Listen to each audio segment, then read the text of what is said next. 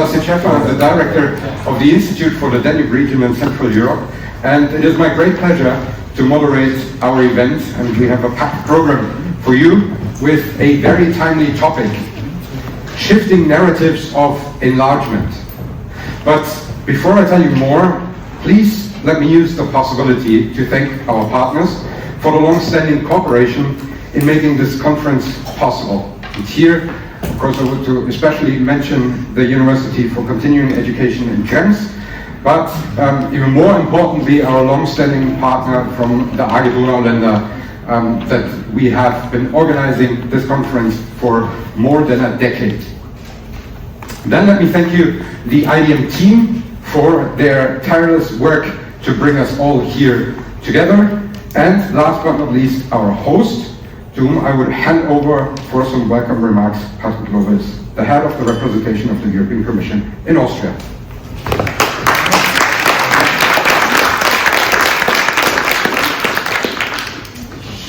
Thank you very much.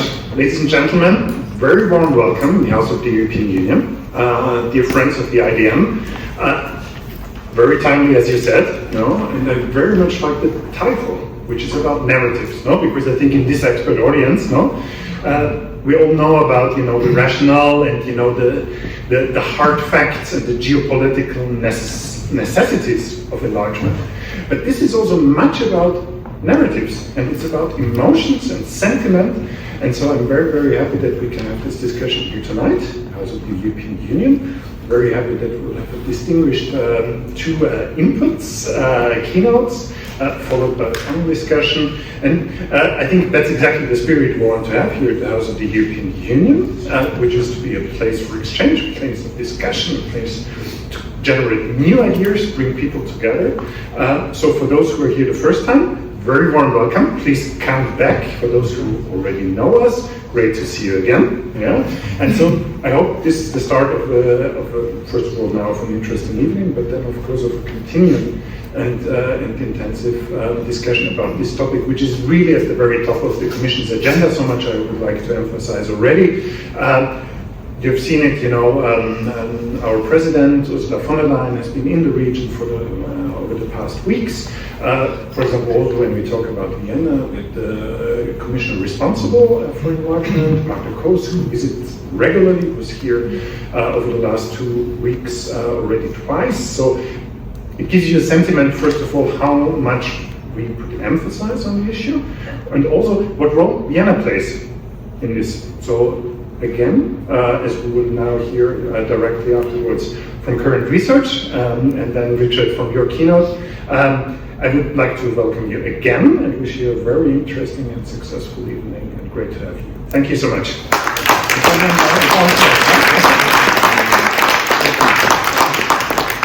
Thank you very much. Yeah, we are not only talking about shifting narratives, we've been shifting locations within this conference that we've been organizing a lot, but I hear an invitation to maybe come back, not only for the program that you do, but also, thank you very much. So maybe I can already say on the 3rd of December 2026, we might be back here. Thank you very much for your hospitality, and thank you very much for the invitation. And I now hand over to the chairman of the IDM, Friedrich Faulhammer, who gives some opening remarks. Fritz. Yeah, thank you very much. Good evening, the IDM members, friends, ladies and gentlemen. Yeah, first of all, I also would like to thank Patrick Lovis, head of the European Commission representation in Vienna, for his welcome words, and especially for the great opportunity to have today's event here at the House of the European Union this evening. As chairman of the IDM, it is a great pleasure to welcome you all to this year's conference, Shifting Narratives of Enlargement. And as Sebastian already mentioned, the topics we are addressing today could not be more timely. At a moment when democratic backsliding, shrinking civic spaces and increasing geopolitical pressures continue to test the foundations of our common European project. Now we are reminded that enlargement is not merely a technical or institutional process, but it is also a deeply political and societal one. Since our establishment on the 5th of December in 1953, so 72 years ago, the IDM has been committed to fostering dialogue and understanding across the region. Through our various activities across our 5 Ps, our platform, projects, public events, publications, and policy analysis, we contribute to European integration and promote public engagement throughout the region and beyond. This year's conference takes place against a complex backdrop. The ongoing war of aggression against Ukraine, the 30 years of the Dayton Peace Agreement, as well as Bosnia and Herzegovina's presidency of the European Union strategy for the Danube region. All these different developments remind us that the question of EU enlargement is indivisible from that of a fair peace, reconciliation and solidarity. And speaking about Bosnia and Herzegovina, I would like to add that the IDM had the great opportunity to be present in Tuzla a few weeks ago, while we were at the annual meeting of the Danube Rectors Conference and the Danubius Awards ceremony. These 2 events took place in Bosnia and Herzegovina for the very first time and gave the University of Tuzla the opportunity not only to show their great commitment to European developments and of course their generous hospitality, but also the membership in the presidency of the Danube Rectors Conference for the very first time. Today, moderated by IDM Director Sebastian Schäfer and with experts from Ukraine, Bosnia and Herzegovina and Austria, including Sascha Dovcik, Goran Beman and Klaus Wölfer, we will explore how narratives around enlargement are shifting and what this means for Europe's future. Before that, our IDM Research Associate Sophia Beiter will present the key findings of a research project on the future of EU enlargement and citizen participation. After that, we are really honored to have Richard Kühnel, Director for Representations and Communication in Member States at the European Commission, who will deliver his keynote about the activities of the European Commission with that respect. Let me finally express my sincere gratitude to all speakers and participants joining us today, as well as again to Patrick Lobis and his team, to the IDM team for organizing and conducting this event. I wish us all an inspiring evening with forward-looking discussions on the future of Europe. Thank you.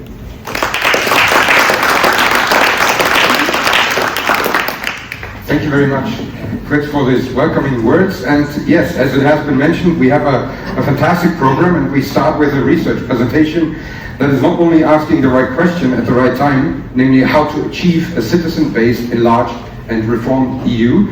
No, it was also conducted by our very own Sophia Beiter, Research Associate at IDM, within the framework of her Charlemagne Prize Fellowship 2024-25. Sophia holds a master's degree in Slavic Studies. She was one of the coordinators of the EU Act 2 project at IDM and focuses on EU enlargement, democracy and citizen participation in the EU. She publishes on transnational lists and the Spitzenkandidaten process in EU elections, as well as Schengen. And I had the pleasure to be her mentor over the past 12 months. And apart from the final event in Aachen, beginning of November, this is the first time that it is presented to a broader audience. Sophia, please tell us more about your findings.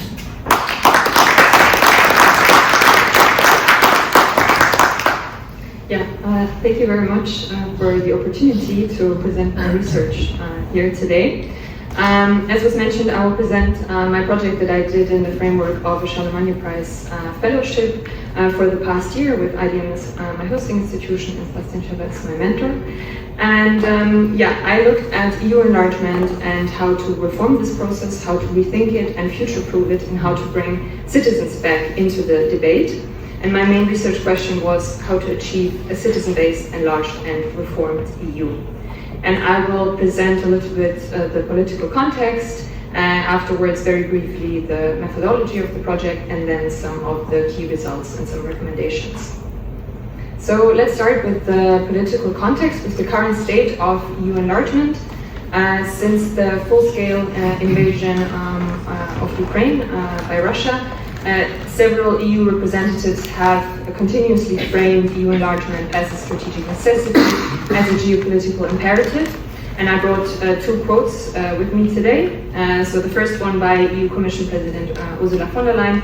She said that during a speech during the award ceremony of the International Charlemagne Prize that she received this year. And there she called EU enlargement, the next historical reunification of our continent, as one of the imperatives for an independent Europe and also as a prerequisite for a stronger Europe.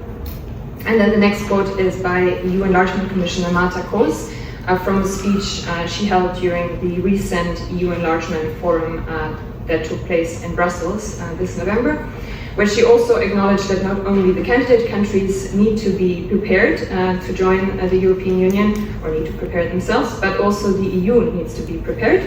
So she said, the EU needs to get ready for new members. We are currently working on a pre-accession readiness review. And so while the political rhetoric on EU enlargement is very positive and very pro-EU enlargement, there's also the process of EU enlargement and the reality of EU enlargement is still very slow and fragile. If we think about past EU enlargements and duration of accession negotiations, the average duration of all past accession negotiations was 3.5 years. And if we think of some Western Balkan countries, they are already negotiating for more than 10 years. So you can see that this is a very stark contrast, and that we definitely have dealt with some enlargement fatigue in the EU and in several member states. And of course, EU enlargement process, we have unanimity voting during this process, which means that there are in total over 1,900 potential veto points during the accession negotiations. And so, of course, many researchers have acknowledged the need to reform the process, and there are many ideas on how to reform the EU enlargement process. I looked at 4 different ideas, and I will not go into detail with on them, but I will just present them very briefly. So we have the staged accession model, which is a gradual integration model with new benefits and responsibilities at every stage of the accession process. Then we have the single market integration model, which prioritizes economic integration before full political integration. And then there are also different formats that do not want to reform the EU enlargement process as such, but are kind of formats that try to facilitate the process. And this is, for example, the European Political Community, which is a platform for informal exchange and trust building, and the Greater European Council, which is a more institutionalized format that also wants to, in this way, prepare and align candidate countries for EU accession. And I also tried to compare these different ideas across different criteria and asked different questions, or tried to answer these questions according to each model. So do these models accelerate the process of EU enlargement? Are they consensus likely? So is it likely that member states would agree to implement them? Are treaty changes required for these ideas? And also, what was important for me, is there a risk that this idea, this model, if it's implemented, creates tutti Europe, a permanent tutti Europe, so with first-class members who have more rights and second-class members in the EU. And of course, all these ideas and reform proposals, they take into account different weaknesses of the current EU enlargement process. They all have their advantages and disadvantages, but none of them excels in all criteria. But what they all do is depending also how they will be implemented, they shape the direction of the whole EU. And what is also common with them is, and also with the current enlargement process, that citizens are not very much involved. So enlargement is still a very much top-down process, both in the EU member states as well as in the candidate countries. And this exclusion of citizens undermines not only the legitimacy of the process itself, but also fuels Eurosceptic narratives, because it again portrays the EU as this elitist project that is very far away from citizens. And interestingly, also public opinion on EU enlargement has only been sporadically addressed in the past years in Eurobarometers. And actually only this autumn there was an extensive special Eurobarometer on citizens' opinions on EU enlargement. And that showed that the majority of Europeans are in favor of further EU enlargement, 56%. In Austria, this number is a bit lower. But also a majority, 67%, do not feel informed about the process and would like more information about it. And so that's why a deeper understanding of public perspectives and expectations is needed, and also better involvement of citizens in the process. And that's what I try to do in my project. So the two citizen-related activities that I did, the main ones were an online survey where I asked different questions about support for EU enlargement, perceived level of information on EU enlargement, perceived level of engagement. Maybe some of you also took the survey, hopefully. And then I also conducted some workshops during the DRC summer school this year in Vienna with students who drafted their preferred scenario for the EU in 2035 with special focus on EU enlargement and citizen engagement. And on the basis of the more theoretical work with the models, and then taking into account both the more quantitative results of the survey and the more qualitative results of the workshops, I drafted some recommendations, and these I will present now. What is also important regarding the recommendations that I drafted is that I split them often in two. One directly applicable recommendation and one recommendation that requires treaty reform, because I think it's important to think EU reform and EU enlargement together, so deepening and widening of the EU. Not one has to be finished or done before the other, and so I thought it would be valuable to have one recommendation that is directly applicable, that can be done today or tomorrow, and one that would require one follow-up recommendation that would require a treaty reform. So let's start with the first result. Citizens want a value-driven EU integration. You can see here one question that I asked in the survey: what do you think is important when new countries join the EU? And as you can see, around 80% of respondents said that democracy and institutional stability and European values and rule of law is most important to them when new countries join the EU. And economy and innovation, internal and external security, and the fulfillment of the accession criteria were also important to help respondents, but not as important as democracy and European values. Of course, the EU enlargement process already now also puts or underlines the importance of the fundamentals cluster, which includes also rule of law and fundamental rights and so on. So the directly applicable recommendation would be that the EU needs to continue to underline this importance of the fundamentals cluster. And with regards to a treaty reform, also a new enlargement strategy should have at its core the fundamentals cluster. For example, both the staged accession model as well as the single market integration model put emphasis on that. But what also became clear during the workshops was that we also need robust safeguard mechanisms to prevent both old and new member states from deviating from these EU standards post-accession. Let's move to the question if the public feels informed on EU enlargement. So I asked the question, how informed do you feel about the topic of EU enlargement? And actually, so 0 was not informed at all, and 10 was very well informed. And the average was actually 6.5. This is actually a bit better even than the recent Eurobarometer survey, but of course there's also still could be better. And there was also a big difference regarding age groups. So for example, in my survey, the youngest age group under 20 was the least well informed. Also, of course, we have very diverse information sources, as you can see, again, also differing a lot according to age groups. The age group under 20 almost only exclusively used social media to get their information on EU enlargement.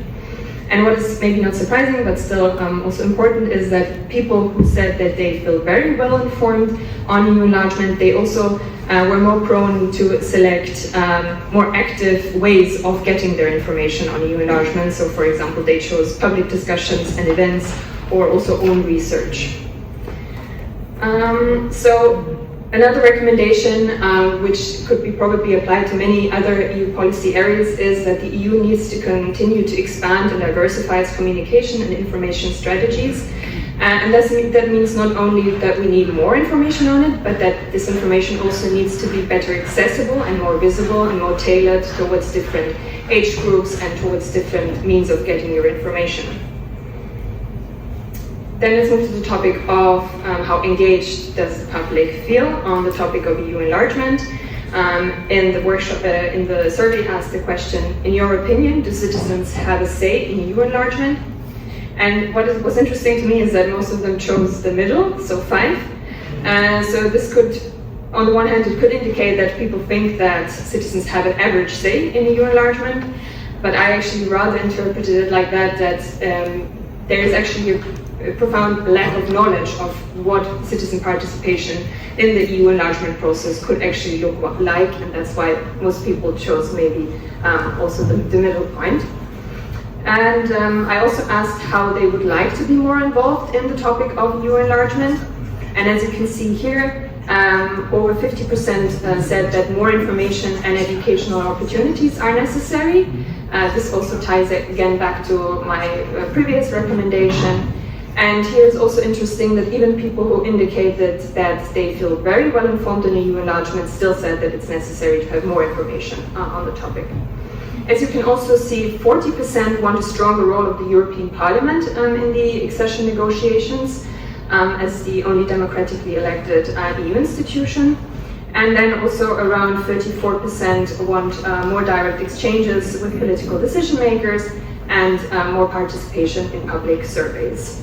And as you can also see, only 10% indicated that there is no need for further involvement of citizens in this topic, which indicates that really the majority of citizens would like to be more involved. And they also chose all the different possibilities actually, so you can also see that there is a big openness of of the possibilities of involvement. So let's move to my next recommendations. This one is about making the process more democratic, increasing democratic legitimacy with regards to a stronger role of the European Parliament. Something that is directly applicable is that the European Parliament should seek to fully utilize its existing powers in the EU enlargement process. Of course, the EU Parliament has certain budgetary and agenda setting powers, but especially there's also the interparliamentary cooperation between the EU Parliament and parliaments of the candidate countries, which could be strengthened or increased. And then regarding a treaty reform, there could be the idea too for the EU Parliament to take on a formal role in the accession negotiations. There are also different possibilities regarding that. There's, for example, the idea of including a dual accountability mechanism, which would require candidate countries to not only report their progress to the Commission, but also directly to Parliament in dedicated hearings. Also an important topic in the survey, but also especially in the workshops that I did, was that citizens would like more exchange possibilities, actually also on multiple levels. So on the one hand, interactions, more exchange between citizens of candidate countries and member states, and especially also not only on university level, because this is where there is already quite a lot of possibility for exchange, but also including different groups of citizens. Then on the institutional level, also here more exchange possibilities. So this could be the option for the EU institutions to open up for representatives of the candidate countries, as for example also suggested in the Greater European Council, for them to familiarize already with processes of the European Union before joining the EU. And then again, what became also clear in the survey, that citizens would like to have more direct dialogues between citizens and policymakers, again to foster a better ownership of the EU enlargement process for citizens. And last but not least, also reform of decision making. This was actually not a question I included in the survey because it was a bit more complicated and would have probably required more explanation. And I wanted the survey to be easy and accessible for everyone. But this became clear through the workshops. And even though most participants did not have much hope that this will be possible in the near future, I thought it's still important to include it as a recommendation. Again, 2 recommendations to reform decision-making in the EU enlargement process, to go from unanimity to qualified majority voting.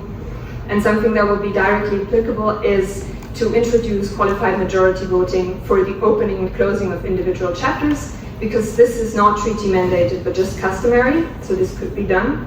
And then, of course, in a treaty reform, it will be necessary to extend qualified majority voting through the entire enlargement process. Yeah, this was just a short overview of the key results and the key recommendations of my project. So just to conclude again, citizens want a value-driven enlargement policy. They want a more democratic enlargement process with a potential stronger role of the European Parliament. They want better information, not only more information, but especially also more visible, more accessible information for different age groups. They want more opportunities for exchange and for participation, exchange on different levels and participation. They're very open to different formats of participation, and they would like better and more effective decision-making in the EU. Yeah. Thank you very much.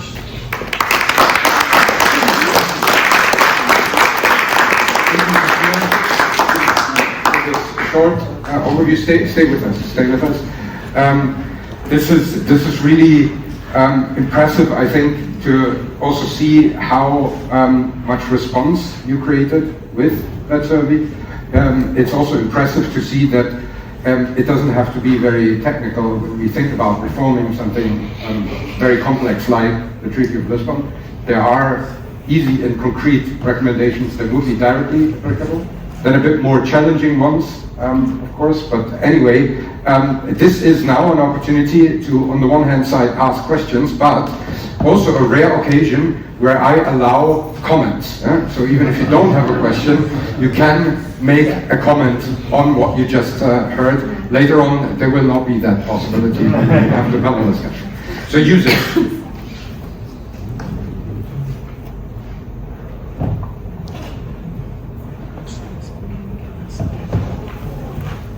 Thank you. And also, I mean, I know you, Mr. Wittner, but can you please introduce yourself quickly? My name is Kurt Wittner. My specialty is not the EU enlargement, but I'm fascinated by the work you've done. My comment, thanks for inviting me. How long is the European Union patiently waiting for getting some governments into the same boat? I don't want to express it, say the name of our neighbor that has been not always a good neighbor in the old monarchy. Thank you. Do you want to comment on the comment? Maybe this is also something that can be taken up in the next part of the program. Is there another question or a comment? Okay, yeah, now we're getting brave. Okay, so then, please. Hi, thank you very much for the presentation. What's interesting... Can you briefly tell us who you are? Yeah, Friedrich Markert, an European Affairs consultant since some years. Which is interesting that in the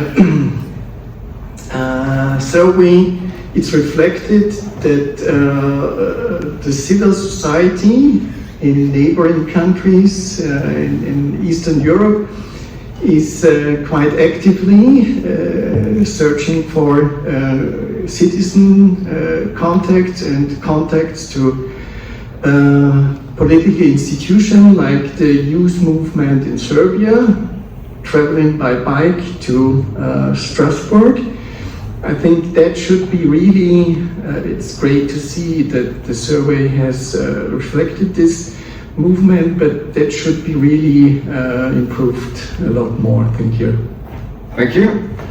Then here and there. Excuse me, I was a little bit late to come. So you asked citizens... Frau Steinacker, sagen Sie doch mal, please tell us who you are. Gudrun Steinacker, former German diplomat who spent many years in candidate countries, now candidate countries, as a diplomat, but also before as a student, etc.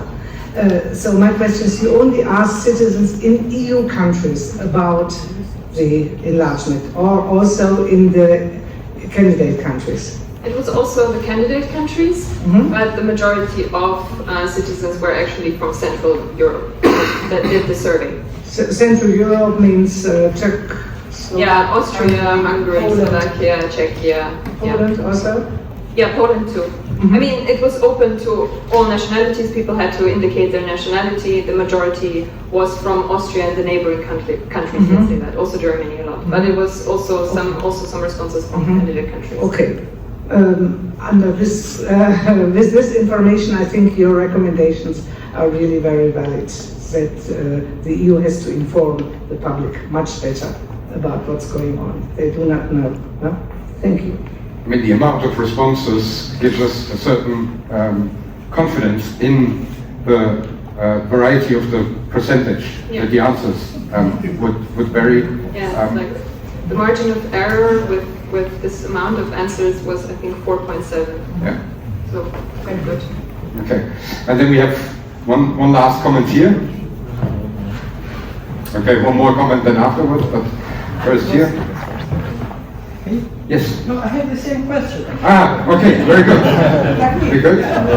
It's Georg Offenberg from IDM, formerly respectively commercial counselor in East European countries mainly. Isn't there too much talk always about the costs of new members? Should we put more emphasis on the possibilities new members are creating, and on the other hand, of course, as we know, especially in the Western Balkans, that other powers are moving in, what they do already, like China and some countries. Thank you. Yes, I agree. I guess that's also included in the recommendation for the more information. All right. Great. Thank you very much again, Sophia. This will not be the last time. Take you on a tour throughout the next year. So join us again at any other occasion. And now we move to the keynote, where I'm keen to also hear some reflections and comments, maybe on what we just heard, but also in general. And we are very happy and honored that we have the perfect person for this. Richard Kühnel, as it has been mentioned, is the Director for Representation and Communication in Member States of the European Commission. Please.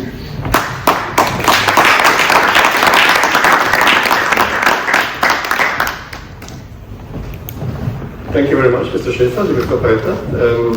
Very interesting, and I will try to touch upon some of your findings in my keynote. But I think it's great that you looked so deeply into that, and I think some of your conclusions are extremely pertinent. And as we've also seen from the comments, I think it's a very timely discussion, especially if thank you very much, Fritz Tauernhammer, thank you very much also for providing us with this frame. I'm looking forward also to the discussion afterwards, particularly happy to have Klaus Wolfer here with us, who was my second boss. I was in quite a while ago when he was head of the Western Balkan desk in the Foreign Ministry. In his team, we had Alderon as our director at the time. And it was, of course, a very different time, but already at that time, I remember I had the feeling that eventually, and then at that time it was the conflict in the former Yugoslavia, but that eventually the solution, the eventual solution for the conflict in the region will be the EU enlargement, one day or another. At that time, of course, impossible to say when, but I think we already had a sense that in the long run, this is the way forward and this is the way out. Although, of course, at the time, it was much about the conflict and the conflict resolution. Now, shifting narrative, yes, but perhaps also because there is at the moment renewed political momentum in the European Union around enlargement. I remember when President Juncker started his term, there was a bit polemic about an early declaration of his that during his mandate at the time, there will be no enlargement. And that was 10 years ago. In the meantime, I think we are in a different context. And you, Ms. Breiter, have already quoted my president, von der Leyen, who referred to the next reunification of Europe and indeed linking this topic to Europe's own and collective independence and security. She spoke of bringing future member states closer, and indeed the pace of enlargement and the pace of progress has accelerated over the recent months and years. Our 2025 enlargement package, which had only been introduced and adopted on the 4th of November, so exactly a month ago, it confirms that several candidate countries have made significant progress towards EU accession, and that the accession of new member states is increasingly within reach in the current mandate. Now, the EU's enlargement policy has shown a positive impact over decades. Let's not forget, from 6 countries, we are now a family of 27, spanning the entire continent, from Lisbon to Helsinki and from Dublin to Nicosia. And this enlargement process has anchored democracy on our continent. It has increased our collective security and built our common well-being and prosperity. And it seems so obvious to say that now. But in reality, it is not so obvious, because all of the member states who have joined over these many decades have a story to tell. And when we look at the future enlargement and the future accession discussions, which we ought to have, indeed, I agree with you, let's not forget that there are stories to tell. And just these very days, for example, I am discussing with colleagues in Portugal and Spain about their upcoming 40th anniversary of EU accession. And Austria still is among those who celebrate the 30th anniversary. Now, in our context, and Finnish, Swedish context, it's a bit a different story. But in the context of Portugal and Spain, that was also a move out of autocratic regimes, out of dictatorships, into a new prosperous democratic future. And the year before, 2024, we celebrated the big 2004 major enlargement of our member states. Now, this is not to forget, so a lot has happened in terms of enlargement, but our union is still not yet complete. Several countries in Europe have decided, and indeed sovereignly and democratically, that they want to be part of this union. And nobody can tell them that they have no right to express their sovereign interest in joining the union. We are therefore fully determined to support them in their ambition and make the reunification of Europe happen. EU accession is, of course, and will remain a merit-based process. This means only those who implement the required and, may I say, beneficial reforms, in particular in the areas of our values, as you have outlined, democracy, rule of law, fundamental rights, and who align with the EU acquis, will eventually also move forward. The European Commission is working to make that possible. We are providing political, technical, financial support to enlargement partners to help them with these reforms and to ensure economic and social convergence and move them to an ever closer union. The Ukraine facility, the growth plan for Moldova, the Western Balkans growth plan, they are providing crucial financial and technical support to help the countries implement the reforms which will help bring them closer to the European Union. And the pace of the disbursement which is attached to the delivery of these reforms is proof of the dynamism and the commitment by the candidate countries. Now, at the same time, EU companies are increasingly engaged in enlargement countries and investing them, bringing new opportunities on both sides.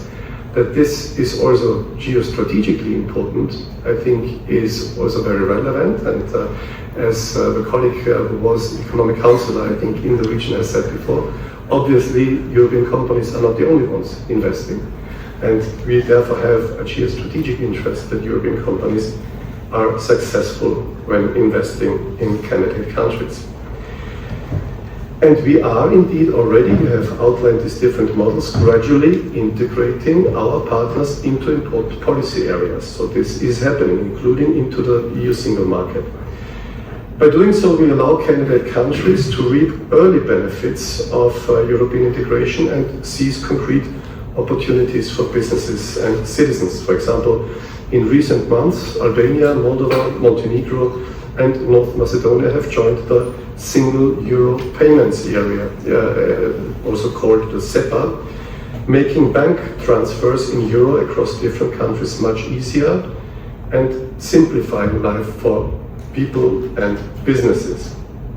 As of 1st of January next year, Moldova and Ukraine will be included in the EU's roaming-free area, and the Western Balkans will follow soon after. At the same time, several EU enlargement countries already participated in many of the EU's programs, Horizon Europe, Erasmus+, Creative Europe, or the Single Market Programme. In addition, for the last 2 years, the most advanced candidate countries have also been included in the Commission's Rule of Law report, and you pointed to the importance of also living up to the values. Monitoring the state of the rule of law in these countries, very much as we do it in the same way for our own EU member states, is an effective way of contributing to their preparation of their accession. Now, as I said, on 4th November, the Commission adopted its annual enlargement package, including a general communication and 10 country-specific reports covering the 9 candidate countries and the 1 potential candidate, Kosovo, for, I think you know, obvious reasons. Conclusions show that substantial progress has been achieved in the past year, demonstrating the commitment of both the enlargement countries and of the European Union and the Commission, which made enlargement a key priority of its mandate. And Patrick, you referred to Commissioner Kroes, I think, who is extremely active, not only traveling the candidate countries, but also traveling a lot through our member states to indeed raise awareness, talk to not only the establishment, but also have public speeches wherever possible. And I think in Austria, Social gave an interview on the Austrian television not too long ago. Now, for the first time since 2013, Croatia, given the accelerating pace of the process, enlargement is a realistic possibility in the coming years. Having said that, in order to truly accomplish that, candidates, of course, need to step up their reform efforts. Our message to them is EU accession is a unique offer. It's a promise of peace, of prosperity, of solidarity. And with the right reforms and strong political will, our partners can and will also seize, hopefully, this opportunity. To ensure that future member states continue to uphold the rule of law, democracy, fundamental rights, accession treaties will contain stronger safeguards against backsliding on commitments made during accession negotiations. At the same time, our Union will also have to prepare itself for new members. The Commission is therefore preparing also a pre-enlargement policy review and reforms which assess the impact on key policy areas of welcoming in the future new member states. Now, ladies and gentlemen, 20 years after the big 2004 enlargement, therefore, we face now the perspective of real further enlargement. And we have clear evidence showing that the 2004 enlargement contributed substantially to the prosperity and the protection of all EU citizens, from the new joining member states, but also from the old member states. Yes, we also are aware, we should not ignore, and we must not ignore that there are concerns voiced about the impact which this could have on the EU and the internal fabrics of the EU. But therefore, let's also have a look how enlargement has benefited both old and new member states so far. Looking at first point, economic growth, we see that enlargement is a growth booster, a win-win impact on economies of both new and old member states. New member states, obviously extremely high growth rates. We see, for example, for the post-2004 member states, a growth rate of 145% since 2004.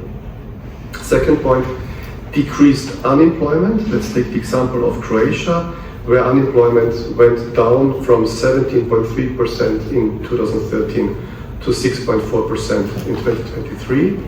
Third, higher incomes. We see a 300% increase in average wages in Poland between 2003 and 2022. Poland's per capita GDP was 31% higher compared to a scenario in which it would not have joined the Union. Fourth point, this economic development also improved the quality of people's lives through the application of common EU standards in fields such as energy, food safety, environmental protection. Also, old member states benefit from this growth.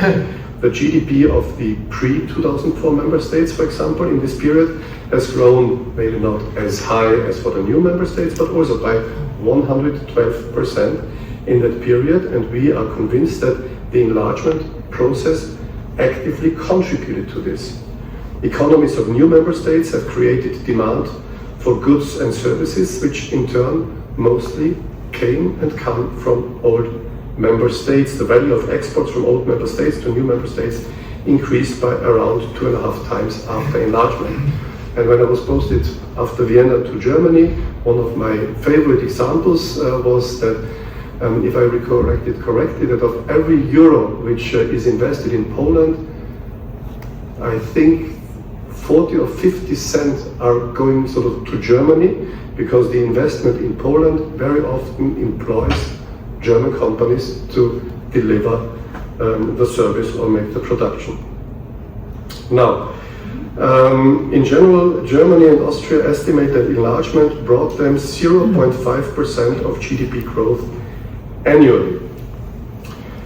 New member states contribute with additional workforce and expertise, which help develop EU economies, and during previous enlargements, old member states were able to tap into the competitive workforce of new member states, boosting the economy and providing work opportunities for citizens from old member states as well.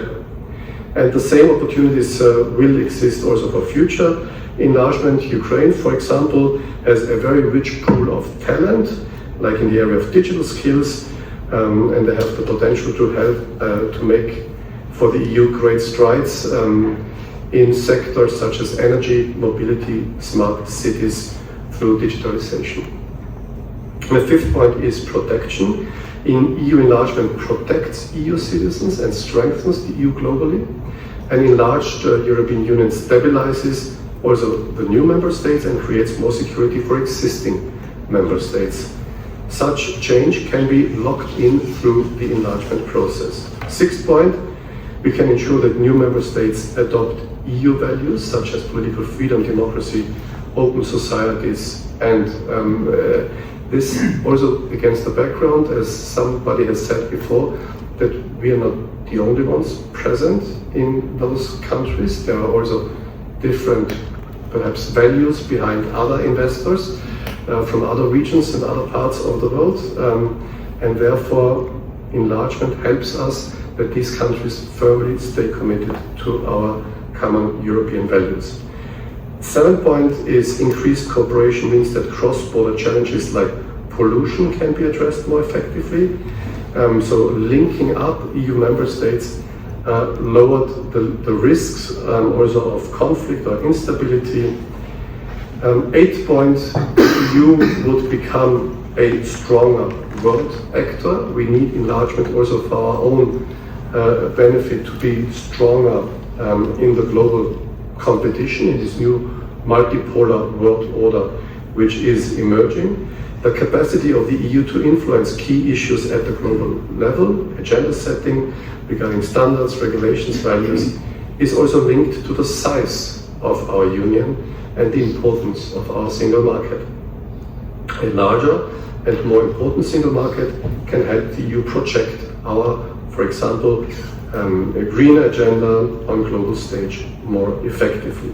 Ninth point, transmission of EU values, and enlarged EU based on a solid commitment to shared values gives us more influence in the multipolar world. It provides the power to project our interests and values, human dignity, freedom, and so on beyond our borders. And the enlargement process therefore helps to foster the conditions for our values in aspiring member states. 10th and last point, besides the benefits of enlargement, there is the cost of non-enlargement. In other words, what happens if we don't enlarge? Non-enlargement risks leaving a void in our neighborhood that can and would be filled with instability or by other actors with different interests and different values which are not ours.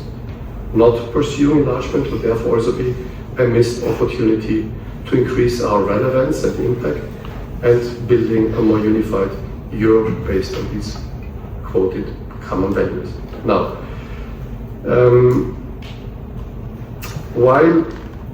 now I come also to your findings. I think among the political elite, and we spoke of the elitist project, there is strong understanding around the benefit of enlargement and the necessity. It's true that public awareness for the current enlargement process is particularly low. We know this with our special Eurobarometer. You have mentioned this, where we looked at public attitudes towards enlargement, which was carried out early September in all member states. If you're interested, you can find it online. I have a copy here with different colors and different shades of green, yellow, and red. So I can't give you the full picture, but basically in the green zone up there, so very positive towards enlargement, are many of the northern countries. I think it starts with Sweden, Denmark, Netherlands. At the lowest end, when it comes to the red color, unfortunately, there we have Austria, Czech Republic, and also Germany and France are rather at the lower end of the scale. So indeed, while 56% of Europeans support further enlargement and believe that past enlargements were beneficial for the EU, they are less enthusiastic when we ask them about concrete countries. So in general, there is a general support for enlargement, but once you start asking about concrete candidate countries, we see that the support is lower. Of the 10 enlargement countries, only 2, Ukraine and Montenegro, are supported in the membership bid by more than half of the respondents. On the positive side, almost all candidates have clear supporters among some EU member states. So we see that for each candidate country, at least there are in a few member states clear notions of support. Now, securing public support for enlargement is extremely important, because eventually, once we have come to the conclusion of our negotiations, qualified majority voting or not, but eventually we would conclude the negotiations, and then it goes to the member states, and then it goes to national ratification processes, where in many cases national parliaments, of course, will be involved in that, as I say.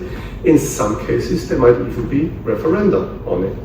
So public support is not a nice to have, it is crucial to have it.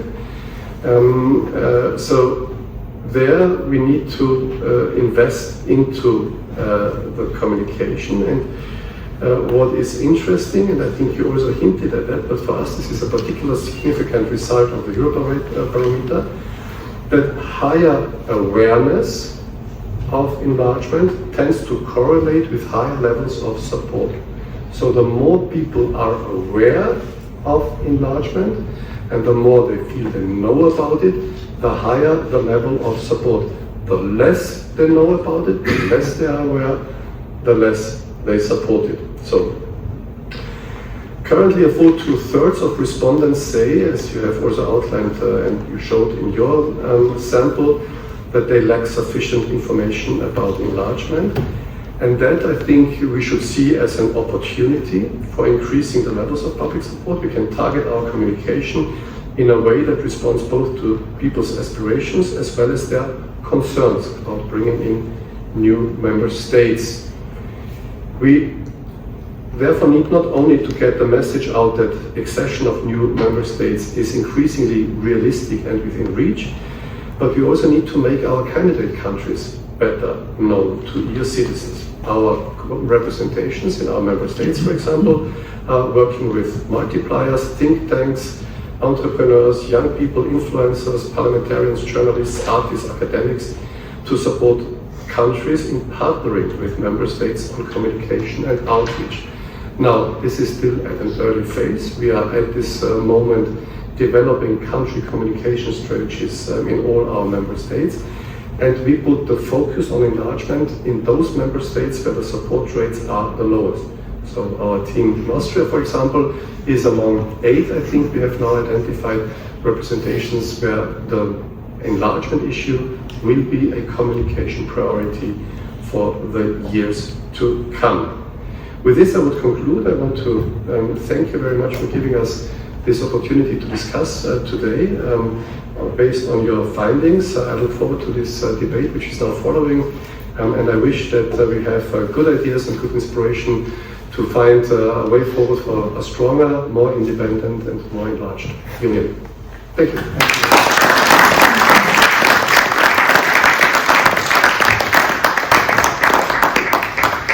Thank you very much, and thank you also for referencing the research that Sophia did in these many aspects. I think that underlines that sometimes at think tanks we're not sitting in the ivory tower, but actually working on applicable research that helps to tackle the challenging topics of our time. And speaking about challenging topics, we will now turn to our panel discussion, and for this I invite to the floor Goran Beeman, Ambassador at Large, Acting Head of Office at the Office of the Special Diplomatic Activities in the Ministry of Foreign Affairs of Bosnia and Herzegovina.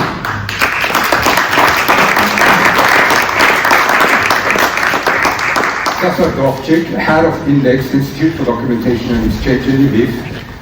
Sasha. And Klaus Wölfer, who has been introduced already by Richard Kühnel, but what was missing, he's also a member of the IDM board. Thank you very much. I'm sitting here because almost to the day, 12 years ago, I sat in this exact chair on a discussion. It was my first time ever being in Vienna. So it's very interesting to come back and have a very different perspective on many things, because what we were discussing was actually the emerging what we know now as Euromaidan, because of the refusal to sign the association agreement of the then President of Ukraine. The situation evolved in many ways. Earlier today we opened a photo exhibition at IDM that deals not only with the events of 2014 but also 2022 ongoing, so we will certainly also discuss these kind of topics in the next hour or so. I have a couple of questions to my panelists, but then I will also open, of course, to the floor, and maybe I invite you later to give some comments, because that worked very well. It's normally when I say ask questions, they come along comments. When I ask for comments, I get very short and sweet statements, so maybe we continue this later in that spirit, because we have about an hour, we have a lot of things to discuss, a lot of countries to discuss, and a lot of challenges out there. So we dive right in, and I would like to start with the ambassador. In both the research presentation and the keynote, we heard about the importance of communicating with citizens about the European Union and the enlargement. I would be interested also in the broader framework of that now Bosnia and Herzegovina is having the presidency of the European Union strategy of the Danube region. How can such regional initiatives also prepare countries for future EU membership, while they also strengthen maybe citizens' engagement? Can you give us some insight from the past 12 months? Thank Troy? I think we have the masters over there that will give you This works. There you go. Thank you very much. Thank you. So, good evening. First, thank you very much for the invitation. It's my great pleasure to be with you tonight and to take part in this conference. You know, I'm still under the impression of the previous presentation, and I would like to thank Mrs. Weiter for plenty of ideas and proposals she gave to us. I think it's very, very useful both for members of EU and also for the candidate countries. Well, some people may have the impression that we have too much discussions about the enlargement process. But I wouldn't agree with that, because only through the quantity of discussions we can enjoy the quality of conclusions. And you mentioned regional cooperation. You know, past 3 years have been very productive for Bosnia and Herzegovina relating to the regional cooperation. Bosnia and Herzegovina chaired the Adriatic-Ionian Initiative in 2023. It chaired the Western Balkan Fund in 2024.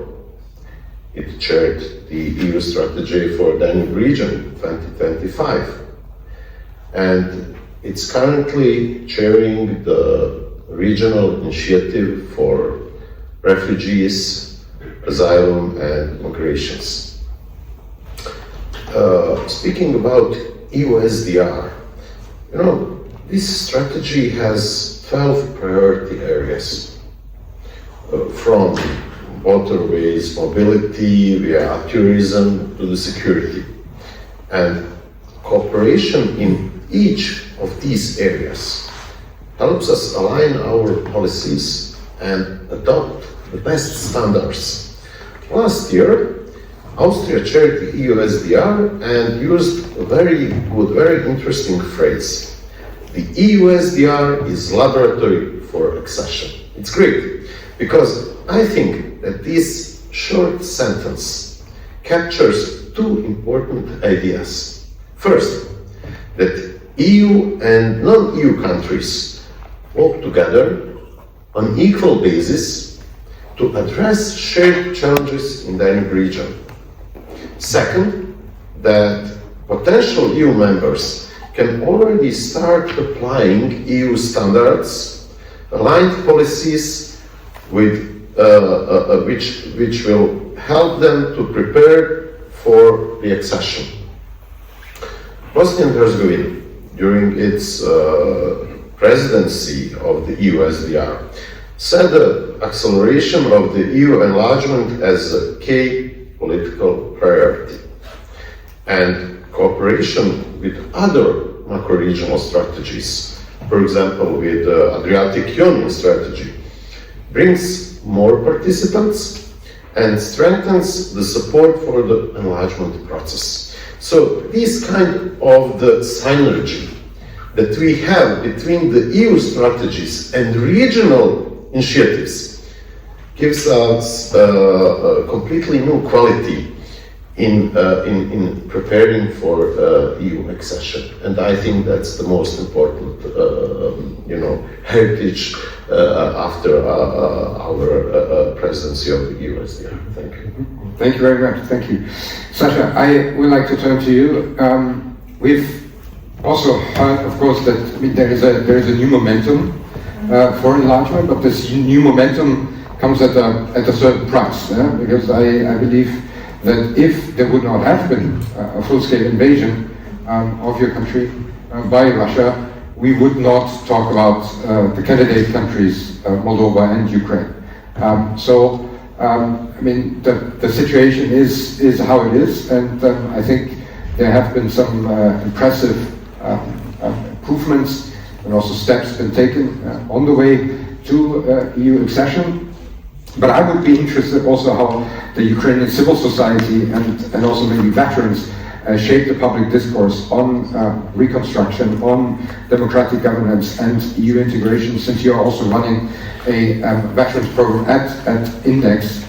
maybe you can give us some insight also how maybe especially the cultural sector is contributing to this.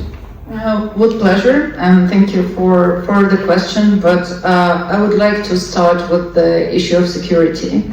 We have heard from Sofia Baita that security was one of the aspects that the respondents were considering, and it will probably not be a great surprise for anyone in this hall that the membership of Ukraine in the EU brings security benefits for the EU.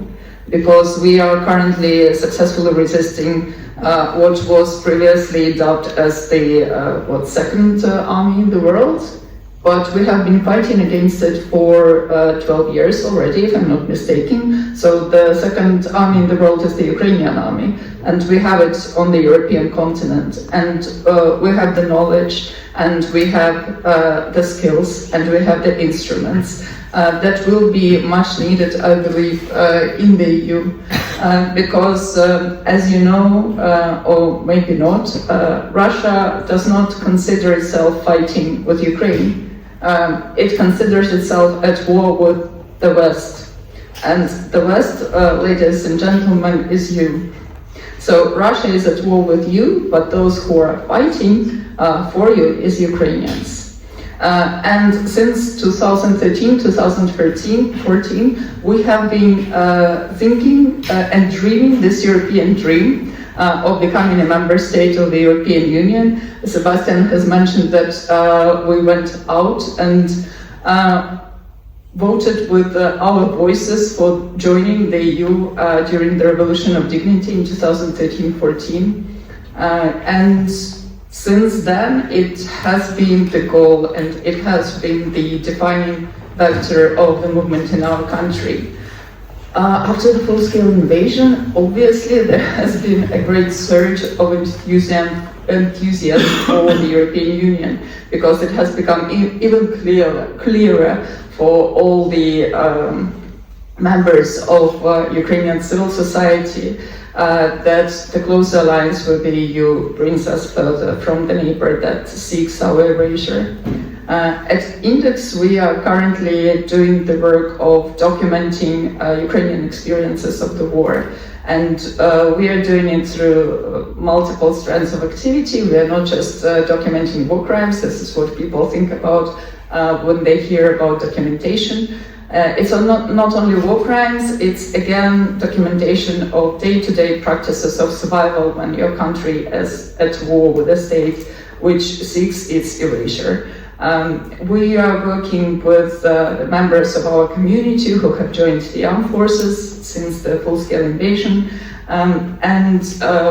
As you may know, Ukrainian army is the army of yesterday's civilians.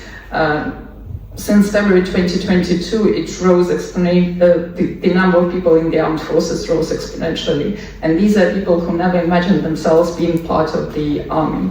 They were not trained, they received their training on the battlefield pretty much. But also the training that they received is not the most up-to-date training to resist the war we are currently facing and the security challenges we are currently facing.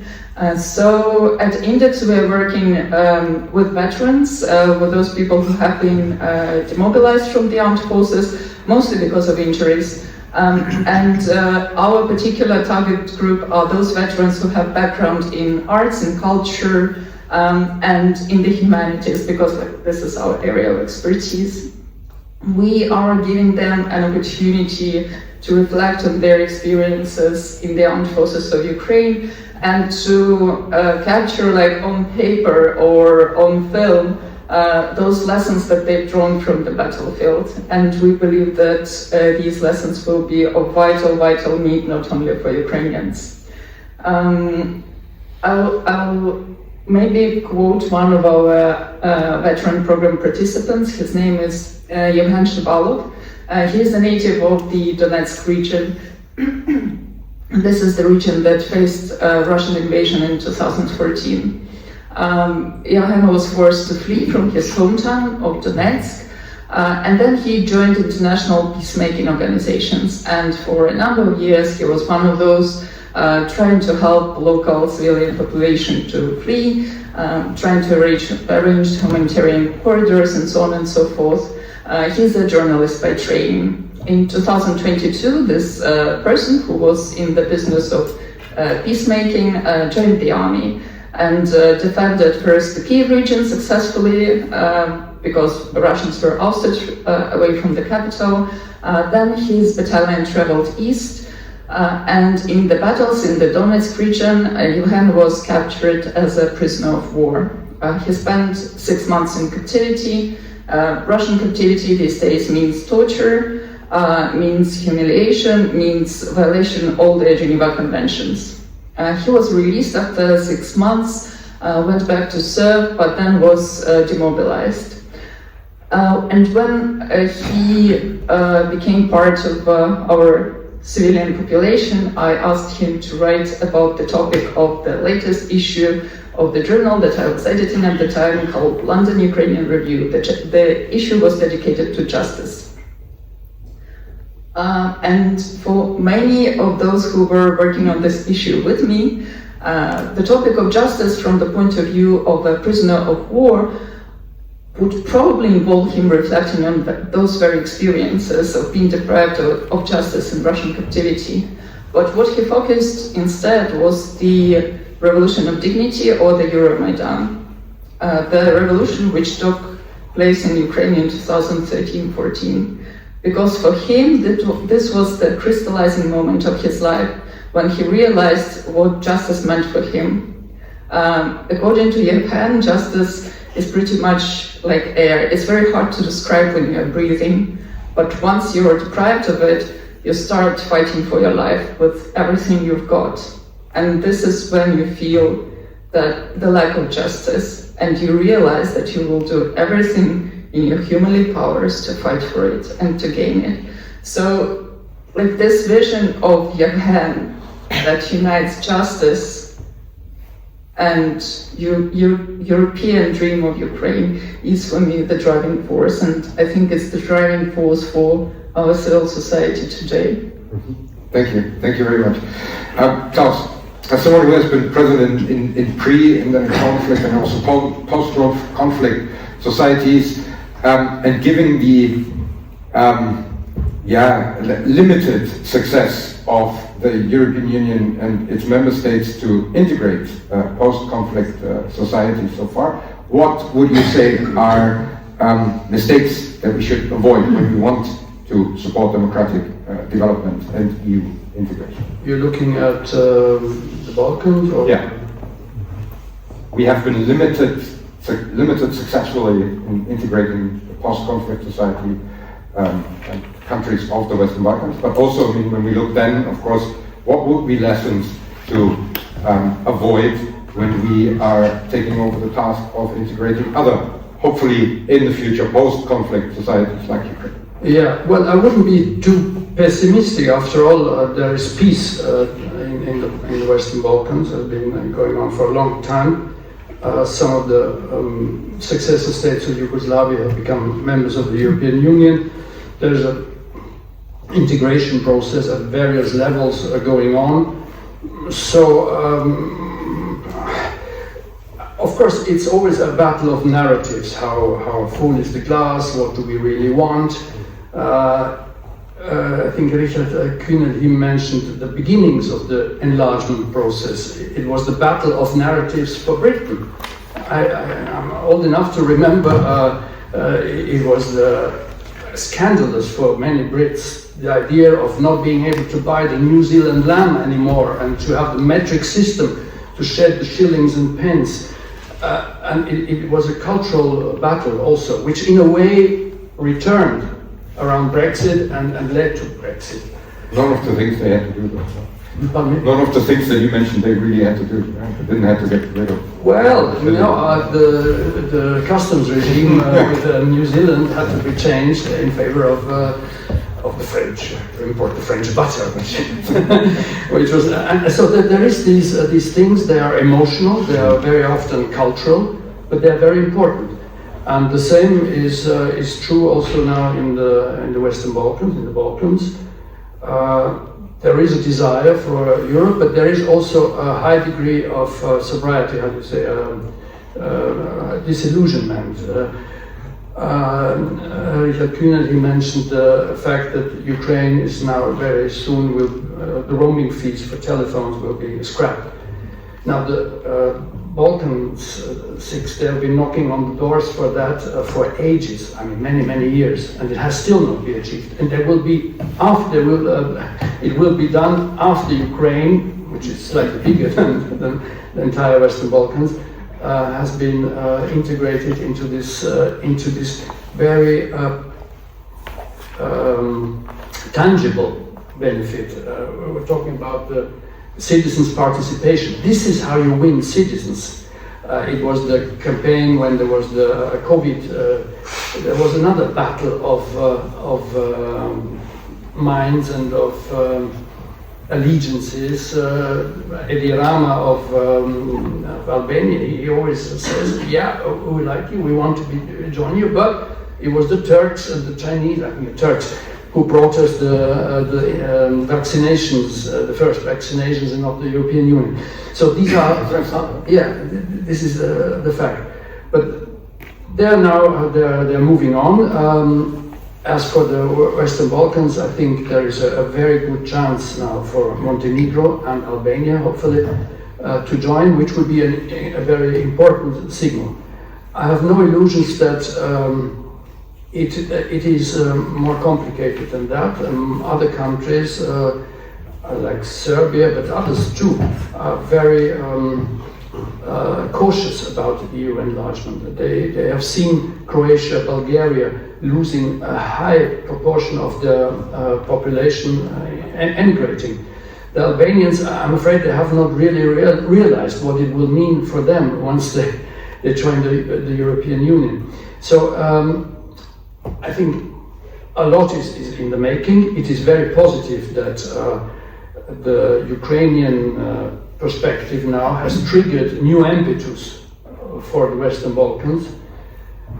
But the game is still up. It's all in the making. We're not sure that Montenegro and Albania will be able to join. As you said, the ratification process, it's a big thing. Becoming a member is a beauty contest also. You have to seduce the 27. Before it was much less countries. But you have to win them over, and in some cases it will be a tough ride. Think of the Netherlands, the Czech Republic. The French always had very big reserves towards Albania. Everybody knows it. Maybe this can be overcome with the charms of Edi Rama or other Ismail Kadare's cultural presence, but it will be a tough call. And, Quick follow-up. So, do you think that the integration into the European Union and the access to the single market is the cause for this migration out of the region? Because I mean, it's already happening without them being a member, right? It's happening, but history shows that at the moment the country actually joins the European Union, like Croatia did, or Bulgaria and Romania, there's a huge wave moving out, the same as has happened to Estonia and other countries. They don't talk about it too much, but it is a major handicap, a major issue. All right.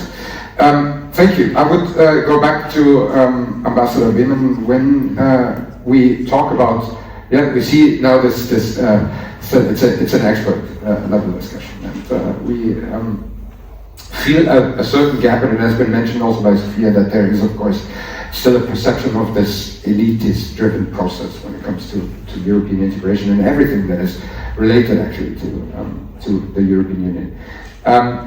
Especially in discussions on enlargement. How can we reach local communities, because there seems to be a huge gap between these expert level discussions and the information, especially in local communities.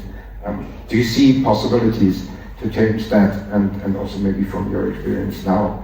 Because one of the good things about the EUSDR, I think, is that it's not staying in the capital. it's coming to the regions, and maybe you can tell us also a bit more about your experience.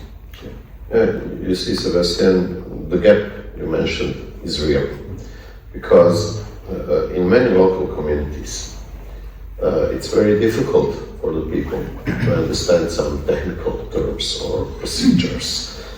They feel that enlargement process is something distant from their everyday lives. And just 2 days ago, in district Brčko in Bosnia and Herzegovina, we had a meeting of the European Committee of Regions. It was working group for relations with Bosnia and Herzegovina. Bosnia and Herzegovina has very specific and interesting, maybe complicated, administrative composition. It has 2 entities, Federation of Bosnia and Herzegovina and Republika Srpska. First of these entities, Federation, has 10 cantons, and there is also 1 district. It's district Brčko. And it's very important for Bosnia and Herzegovina because this town, Brčko, is on the river Sava. And it's the biggest river port in Bosnia and Herzegovina. And it has strategic position for connecting Bosnia and Herzegovina with the rest of the Danube region. And in Brčko, during this meeting, a lot of local authorities and partners took part, and we had very open discussions. We spoke about cooperation between local communities in different countries, about concrete projects, and also about enlargement process. Why it's important to include local authorities in these discussions? Because about 70% of EU acquis is implemented in local communities. People in local communities want to see tangible results. There is no space for abstract debates. They don't care about chapters about negotiations and etc. They just want to see good roads, strong bridges, good services, clean rivers and lakes, etc. So the EU story is a story of values. Somebody already mentioned that.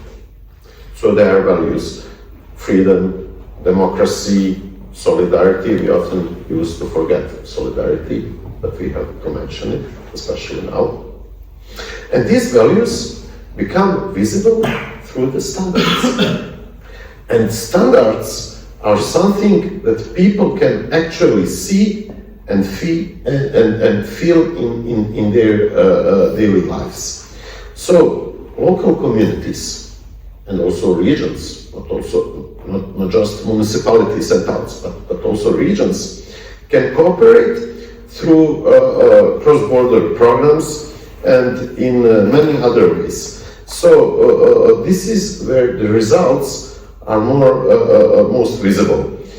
Maybe that's one of the ways how to bridge the gap you mentioned. Thank you. Thank you very much. Sasha, we want to shift narratives with this discussion, and here, of course, I will be now interested in what narratives you see emerging within Ukraine that the EU does not yet fully understand, and perhaps is also not responding adequately to it. I will continue with the topic of justice. Ukrainian writer who in 2022 turns into a war crimes investigator, whose name was Victoria Melina. While she was working as a documentarian of war crimes during Russia's full-scale invasion of Ukraine, realized that she could also use her other skills, the skills of storytelling, in order to fight for justice in some other spheres and in some other fields that are not so obvious. So her idea, while she was taking testimonies from survivors and victims of Russia's war crimes, was that hearing their story, capturing it truthfully and passing it on is also a form of justice. And I think that today in Ukraine we are talking about justice all the time, which is of course only to be expected, but we are also enlarging our understanding what justice can mean. Alexandra Matvichuk, the Nobel Peace Prize laureate and the head of the Center for Civil Liberties, is often saying that our European idea of justice is based on the post-Second World War concepts. At the same time, the technological advances of the past half a century and even more have taken us into a completely different world. Today we can document and today we can trace so much more than we could in the middle of the 20th century. And it means that we should not just limit our understanding of justice of one corrupt leader of a dysfunctional state sitting in a jail cell, or in a court of justice. We should persecute every perpetrator of every crime, and we should not disqualify us for pursuing justice for every single victim, because they are not just numbers, they are human beings, and they deserve justice, and they deserve it not in 50 years, but in their lifetime. So I guess this enlarged idea of justice, first based on the documentation of experience and on truthful documentation of what is happening under a genocidal invasion. And second, allowing ourselves to be visionary and not limiting ourselves to the Nuremberg-based models of justice is something that we should be focusing on. Should I make a little advertisement for our discussion tomorrow? I was about to say, quick commercial break, please do it. Quick commercial. Tomorrow, Sebastian and I and Yuri Turkot will be discussing the book Looking at Women, Looking at War, a War and Justice Diary. It was in the process of being written by Victoria when she was killed in a Russian missile attack on Kramatorsk in the summer of 2023. About 2/3 of the book were completed by the author, and the rest were put together, edited by the editorial team of which I was privileged to be part. And this book is currently a vital account of what is happening in Ukraine, what is happening to our understanding of justice. And it has recently been awarded the George Orwell Prize for Political Writing. So I think it's a crucial voice that we still need to hear, even posthumously. The messages that Victoria transmits in this book are of vital importance to all of us. Yeah, thank you very much. So tomorrow, 1600 CET at the IDM Hangasse 6, we'll talk about the book. Thank you very much. I think one of the narratives that I found interesting and that is sort of missing, because you mentioned Nuremberg, and you mentioned also, a just peace. There will be just peace if we don't have a just peace. It all comes out of basically the city you are currently living in Lviv. It was developed by two Ukrainian, Central European, but still Ukrainian scholars that shaped the notion genocide and shaped the notion crimes against humanity, Schlauterpacht and Raphael Lemkin. So this is also something that maybe we should discuss more, that these are Central European scholars that shape this, that would bring maybe a bit more with regards to just peace in that war of aggression.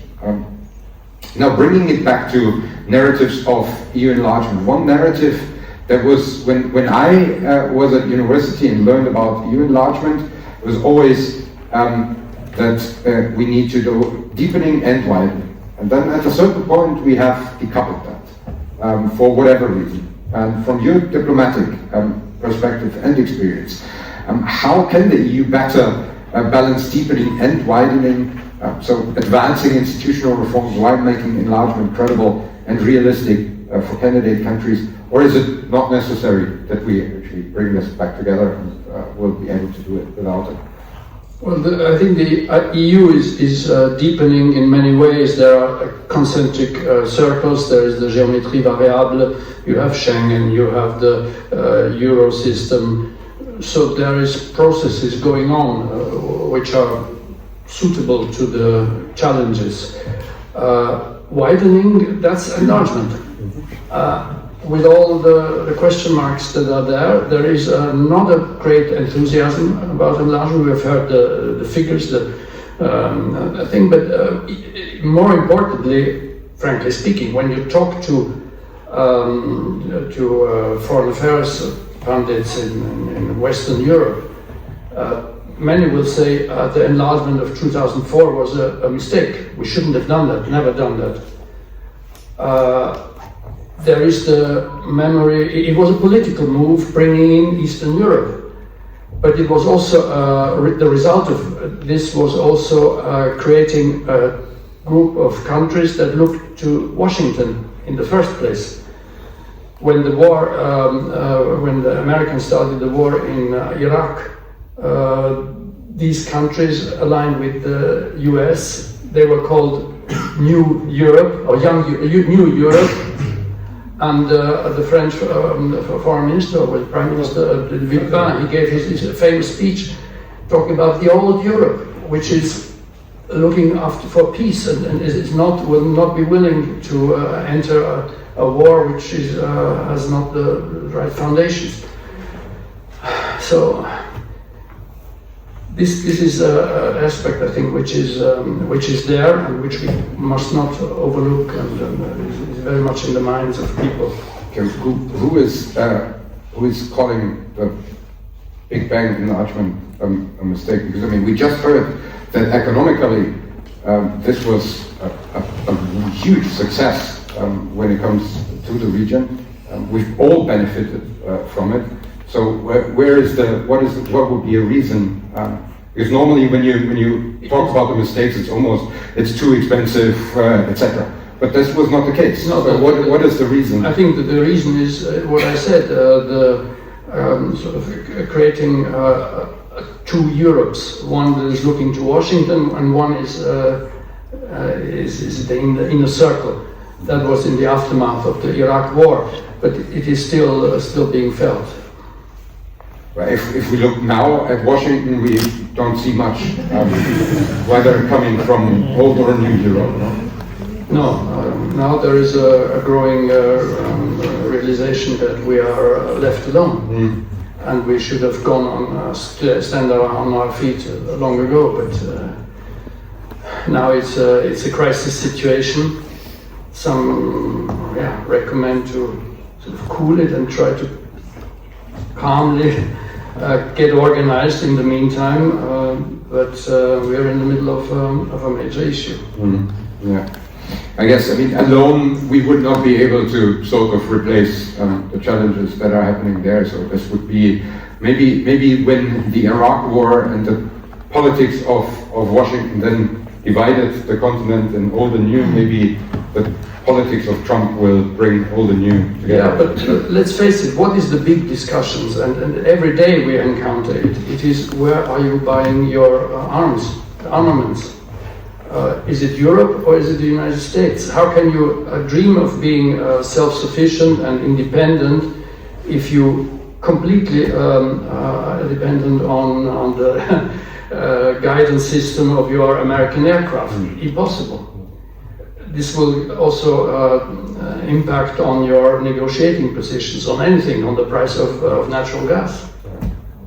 Well, yeah, fair point. I mean, the big question will be, do we need fighter jets for the next war? Do we need drones? And I know where to buy very good drones on the European continent. Anyway, I'll happily open up for questions, or no. I happily open up for short questions. No comments, please. Or only if need be. Yes, please. Here in front. And again, you know the rules of the game. State your name. Tell us who you are. Thank you. My name is Siraj John, representing the Bosnia Academic Society in Austria. Thank you for this wonderful possibility to put a question. I have one regarding the Bosnia in EU. I have in principle two questions in one. First, I see that the Bosnia cannot join the EU because it is not ready for it. On the other side, European Union has a guy who is ruling the Bosnia Herzegovina, and he changed, let's say 5 minutes till the end of the game, he can change the processes in Bosnia. So, who is responsible for this possibility or not possibility to join the EU? Of course, in my opinion, it is European Union or, I don't know, Washington. That's why I think that Bosnia and Herzegovina deserve a separate and special treatment to join the European Union. Thank you for your answers. Is that directed to someone especially, or whoever feels up to the task? Yeah. I think you have the right to first answer. I think by nationality. The question was more for. We'll come to it, but I give you the floor first, and then Klaus can jump in. I welcome your comments very much, so thank you for that. Well, actually, you know, Bosnia and Herzegovina has a specific constitutional system, and sometimes it's very, very hard to adopt even a very simple law on the state level. Try to imagine that we in Bosnia and Herzegovina have so-called coordination process. If we want to, you know, adopt some laws, EU acquis, we have to consult not only state level, but both entities and 10 cantons. Try to imagine how difficult it is. When you add to this even one single politician who is not pro-European oriented, you can just imagine what obstacle it can be. Generally, you know, we are facing a global crisis of multilateralism, and it's a wave that it's also hitting Europe. And Bosnia and Herzegovina, despite it's not part of the European Union, it's part of the Europe. And such new political styles and the new political orientations, they are coming to the Europe, both from the West and from the East, are not making things easier in Bosnia and Herzegovina. So the answer is not, and it could not be simple.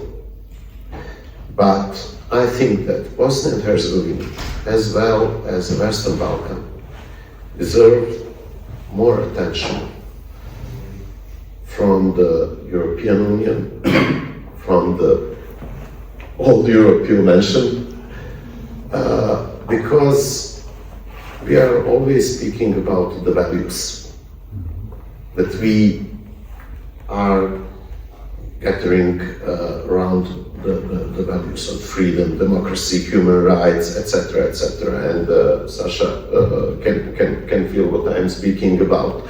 We have a traumatic past, but we can not use this traumatic past to be obstacle for the future.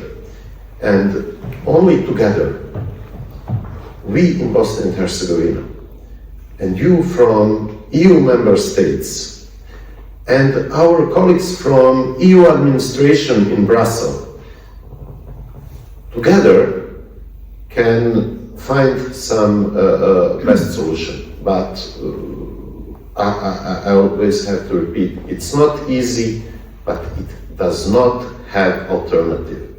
Only European path of Bosnia and Herzegovina can bring long-lasting peace, not only to Bosnia and Herzegovina, but also to the Western Balkan and the entire Europe. Thank you. Thank you. Well,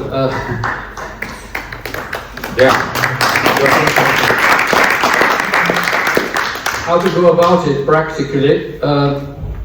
It's the most complicated issue of the entire Western Balkans. They call it a složena država, very complicated, intricate country. When I look at the map, there was the issue of Macedonia that became North Macedonia. It was dissolved. There's a second big issue there, which is the Serbia-Kosovo or Belgrade-Pristina issue, which is very complicated, but it could be that there are possibilities to resolve it even within a relatively short time. We were on the brink of it between President Daci and Vučić, who were ready to find a territorial solution, which Brussels or Germany didn't like. There was Richard Kühnel and President Trump, number one, who made major inroads in bringing two together in the Oval Office, dictating a certain progress between Belgrade and Pristina. So we can see that it is not impossible, that the problem is not so complicated. Bosnia and Herzegovina is more complicated, because in my view it is in a way old Yugoslavia en miniature. It is totally mixed and complicated with all the baggage and heritage. I was in Sarajevo, Zenica and Banja Luka last week.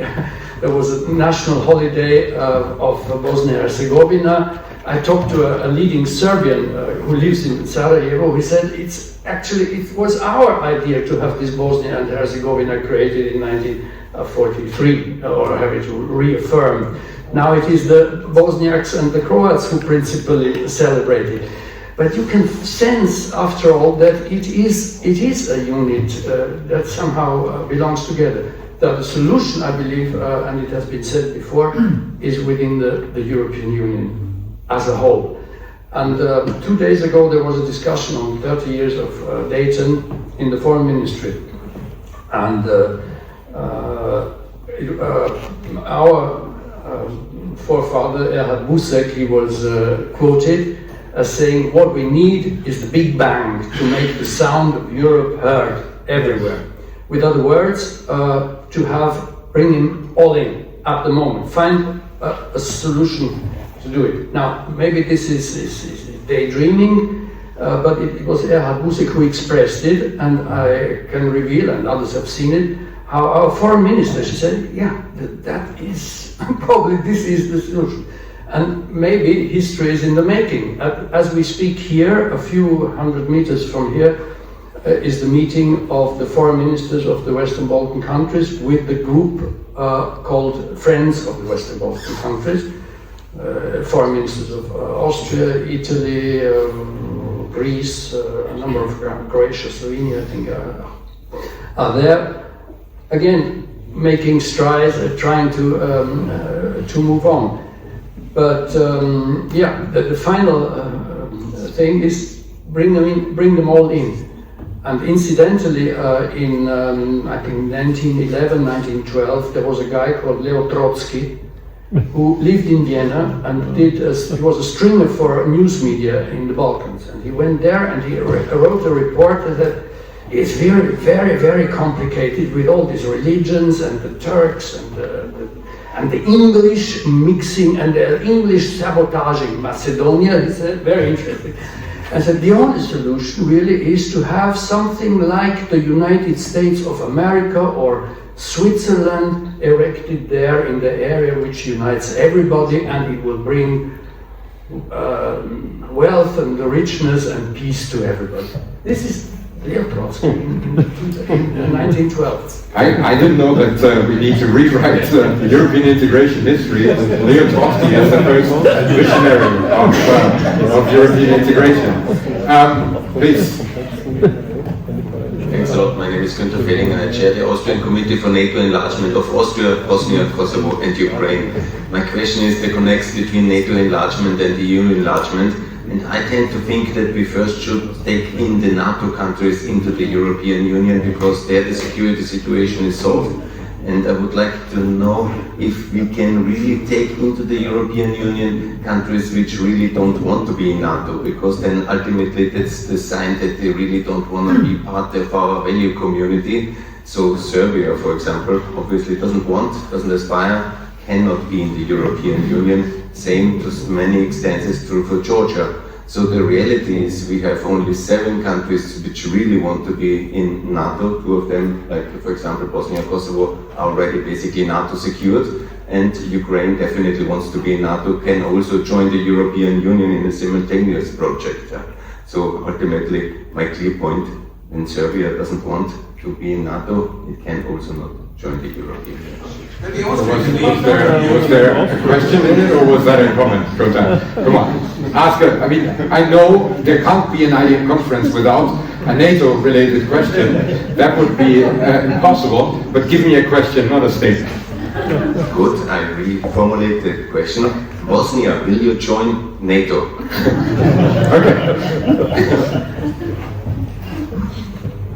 I think we are on the good road to join the NATO, because in our law about the defense, it's stated that all state institutions inside Bosnia and Herzegovina should actively work on approaching to the NATO and to become full member of this. Thank you. Okay. Yes. Question, huh? Thank you very much for this very interesting debate. You raised the issues of municipalities, and I would in addition raise the issue of NGOs and the implementation of the EU acquis in chapter 27, which is the most complicated chapter, maybe even more complicated than the rule of law related chapters 23 and 24. And there I see a huge gap between the aspiration to join the EU and the implementation. Right now, the Prime Minister, for example, of Montenegro announced the construction that he would like to construct more than 23 or 24 small hydropower plants, despite the fact that the EBRD, for instance, stops financing these small hydropower plants, which are not contributing to tackle climate change. They are very destructive for the nature. It's just one example of many others I could give. And I think the EU and the EU member states, together with the candidate states, have to implement the EU acquis also in this very complicated chapter, because we should not allow. By the way, Ukraine is very much affected by it because a lot of nature is destroyed by the war, and therefore the implementation of Chapter 27 will be something very complicated, and Ukraine will need a lot of support, which I'm of course for this support. But nevertheless, EU acquis Chapter 27 is crucial, particularly for the municipalities, and I see unfortunately not that for the time being, even not in the forerunners. In Albania, the government allows airports. The acquis, we heard, it's a merit-based process. The acquis needs to be implemented before you become an EU member. Is there a question in there? Yes, my question is, what should the EU as institution and its member states, and what can they do to help the candidate states to implement Chapter 27? Okay. Thank you. Anyone daring to answer that question? it would be great if our allies could help our government realize the necessity of this particular chapter and enforce it, you know. As you have mentioned, Ukraine has suffered a lot during this war from the war-related damage to nature, which is called ecocide. Only the territory of the mine-polluted areas in Ukraine are the size of Austria and Hungary combined, and it's only mine pollution and, you know, explosive pollution. So there is an understanding that the environmental damage brought by the war is enormous, but also that Ukraine needs to adopt this green recovery path and green renewal path. And here the fact that this is the obligation, that this is the necessity, and that we are bound by it is only in our favor, because this is also what the Ukrainian people want. And we will have to bring our government on board with that. Thank you. Klaus, you want to add? Yeah, I just wanted to add, I mean, after all, Austria and a few other countries are premier members of the European Union without being NATO members, but on a more serious, you know, very respected members of the European Union. I didn't know that there is like a subscription model. But on a more serious note, because Serbia was brought in, I mean, there are neutral, non-aligned members, or have been with the European Union. This is not incompatible. And Yugoslavia, to which Serbia in a way is the prime heir, had been a champion of the non-aligned movement with Tito and his connections to all the world, to Asia and Africa in particular. The Yugoslav passport was the most prized passport in the world, because it opened a door without a visa to Soviet Union, China, Arab world, United States, everything. So they had this network of relations, which, if you imagine a future, a good future, where all the Balkan countries become members of the European Union, why not sort of rely and use the network that not only Serbia, there's also the university in Zagreb, I remember, Bosnia Herzegovina, in every single former republic have their networks, which are still valuable in economic terms. And this is exactly, I think, what Europe needs. There is a world that is globalized, and we should have many links and tentacles to the rest of the world.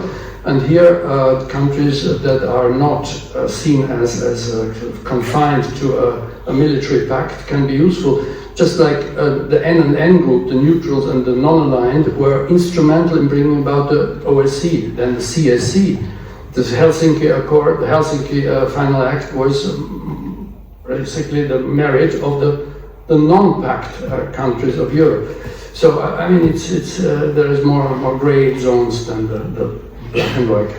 Yeah. Although I mean, the role of the OSCE in preserving peace on the European continent is also limited. Yeah, but it's an instrument we have. It's sitting here, and we could use it tomorrow. Yeah. But it's not us who's not using it. No? It's one country who's not using it.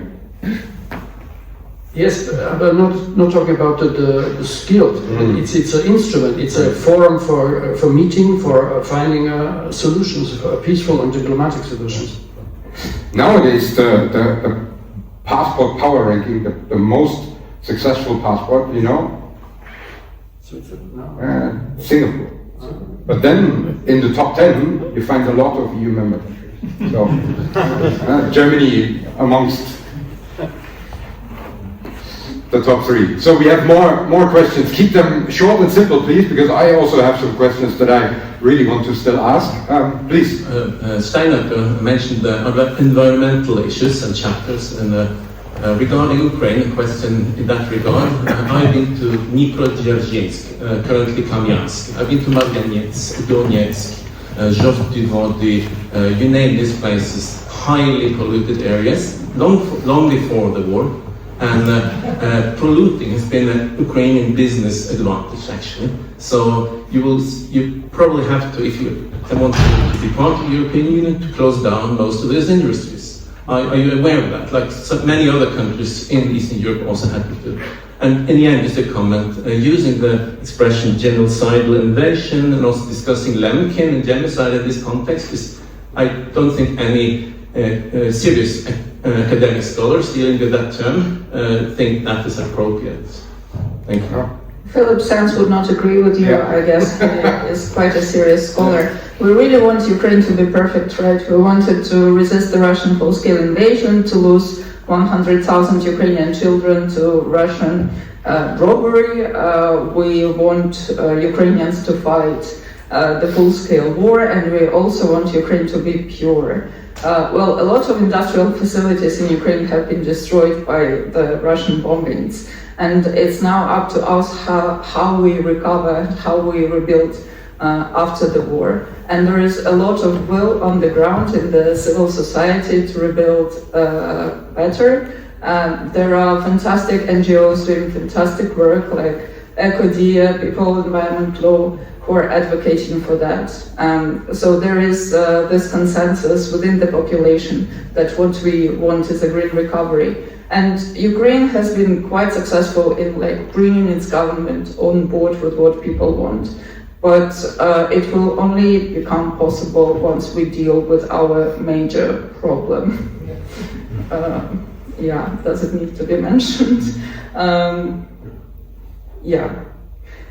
I think it helps to actually talk about it, because sometimes I have the feeling in Austria forget there is a war going on.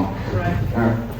So, basically we are bombed every night, and our children don't have the full working day at school because it's interrupted by air raid alerts every second hour, and they have to go to the basement. And every night, ordinary civilians lose their lives in Kyiv, Dnipro, Kharkiv, Odessa, Lviv, Zhovty Vody, you name it, to very random Russian attacks in residential buildings. Ternopil, Western Ukraine, I don't know, 100-something kilometers from the border with the EU, was bombed this month.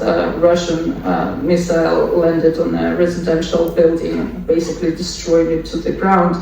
40 people were killed. Sorry, maybe I mixed it, 30, and near 100 wounded. It's hard to keep numbers, to keep up with the numbers, because it's happening every day in our country. And while coping with this kind of impact of the full-scale invasion, Ukraine manages to keep the country afloat. Trains are coming on time, pensioners receive their pensions, children do go to school, and we go to our offices, and also while maintaining day-to-day life, we are worried about our loved ones and our relatives who are fighting in this war, and who are missing in action, and who have been wounded, and who are trying to recover. This is the reality of the country. I know we have high expectations of Ukraine, but before we Ukraine can live up to these high expectations, we must help it survive the invasion that is currently devastating the population. And then we can bring it up to whatever standard is needed, because there is a lot of will within this country and among its citizens to build the best country possible, because so much blood of our loved ones has already been spilled. We've paid a very high price to live in this country, and we have no other. People like me will remain there and will work to the bone in order to make Ukraine a livable place. But first we have to deal with our enemy, which is destroying us every day and every night. Those who are fighting in this war are Ukrainians, but those whom Russia has in mind are not only Ukrainians. If you listen to their primetime TV channels, Russians are talking about you. They are talking about the war with the West, because Ukrainians are not powerful enough enemy for their population to sell this war to their population. They can't sell the war, which they cannot win since 2014, to their population if it's only mere Ukraine that they are fighting. They have to sell it to their population as the war against the EU. And if this lie is repeated 5,000 times per year on every prime TV show, it becomes reality. And you know it's already your reality because drones have entered your airspace, not only my airspace in Ukraine. So this is the problem like all of us have to deal with, not Ukrainians on their own. Thank you. So, yeah.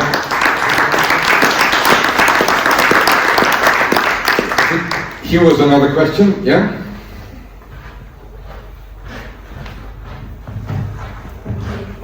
Hello, my name is Susanne Fratzek. I work at the University for Continuing Education in France, and I would like to come back to something said before, instruments which could be used instantly actually to enhance enlargement or to enhance cooperation before enlargement. And coming back also to something Sophia Beider recommended, integrating candidate countries more into EU institutions. And this is where I thought about the European Union Fundamental Rights Agency having its seat here in Austria, in Vienna. And so far only Albania and North Macedonia and Serbia, to my knowledge, have observer status within the agency. So how would you assess this? Could this be an option also for Bosnia and Herzegovina, for Ukraine? Or is it already in the making, which I don't know about? Could it be beneficial, given that fundamental rights, as we heard, are a key priority and have such a high significance in the enlargement process, and for your countries, of course, also. And last question, could Austria, if it's a good idea, could Austria somehow support this move, being the seed country? Yeah. Thank you. So, thank you. Bosnia, Ukraine, and then if Austria can support this. So, just briefly, well, every instrument which can speed up the integration process is very much welcome. But we have to be aware that it's not only up to the candidate countries. All these models depends from the political will of the EU member states, EU bodies and EU institutions. But I'm sure that we can, through such kind of discussions, find the best solution and maybe even to give some inspiration to the decision makers in Brussels. Thank you. Thank you. Was there anything to add to this? Or? No. No. Good, fair enough. Totally agreed. Yeah. So, Klaus. On the Big Bang and doing more, yeah, it could be done, but it takes not only it takes some money. There are funds, and we should always look at the figures. What a community like the European Union is giving to a country member of the European Union, cohesion fund, to a candidate country, which is a fraction of what a member will receive for their infrastructure. Here things could change if we really want it. It takes, you can buy peace, by the way, all the adage of diplomacy. To a certain extent, you can through financial means, you can disengage and relax the atmospheres. You shouldn't throw away money, but dedication, attention, personnel, money, and real perspectives can do the trick. This needs to be accompanied also by PR measures. And there's one thing which I always somehow a little bit is desperate about, is how we, the Europeans and European Union, are not really so convincing in what we do. Now, let me take the example when after the war on the Danube between Serbia after the bombing of Belgrade and surroundings, the EU built a new bridge over the Danube, and it was opened with the European Commissioner, President Vucic, sun, flags, everything beautiful. And then comes the winter and the fog, and there is this bridge and a little plaque somewhere. The European Union would not dream of doing what the Turks would do, of painting the bridge in blue with yellow stars, and everybody for the rest of the century would know this is the European bridge. And it's half joking, because I observe this, I'm a little bit obsessed by it, and I observe it with other nations, especially the Japanese, the Turks, they do it, and the Americans did it in Austria in the old days when there was the Marshall Plan. 5% of the funds were earmarked for propaganda or for advertisement. There was a train that traveled all Austria with exhibitions and gadgets to make clear this is the Americans helping Europe, and Austria in particular, to rebuild the country. Now, these things I think are extremely important. We have been touching on narratives, on emotions, and here we are, underroaming these things that have to be done quickly, immediately. Then they will be felt. Thank you. I have one longer question and then a very short question to finish us off, because one of the things that we've been talking about, and I want to bring it back to the narratives, as a think tank that promotes regional cooperation, I would be very much interested in your perspective on, and all the three of you please, how this regional formats, we talked about the EUSDR, but there's also the Hagedonau-Länder, there's others that are playing a role in reshaping the public narrative on enlargement across the Danube. Where do you see the major points where we could leverage this? We've heard better propaganda, probably a challenge because the 27 member states probably cannot agree on painting the bridge blue with a yellow star, but at least the bridge still stands there, in contrast to other things that are crumbling that have been built there. So, yeah, regional cooperation in changing narratives.